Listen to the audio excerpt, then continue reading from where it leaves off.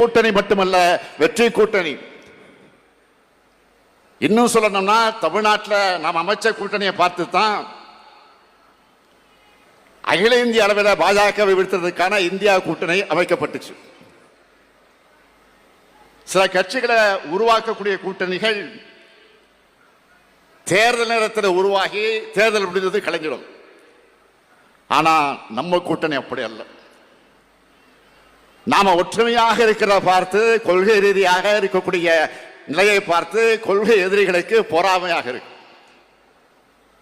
இவங்களுக்குள்ள மோதல் வராதான், பகையை வளர்க்க முடியாதான்னு வேதனையில் பொய்களை பரப்பி அற்புதமான காரியங்களை செஞ்சு தற்காலிகமாக சந்தோஷம் அடைஞ்சிட்டு இருக்காங்க. அவங்க கனவு எப்போதும் படிக்காது. நாடாளுமன்ற தேர்தல், சட்டமன்ற தேர்தல் வெற்றி கணக்கில்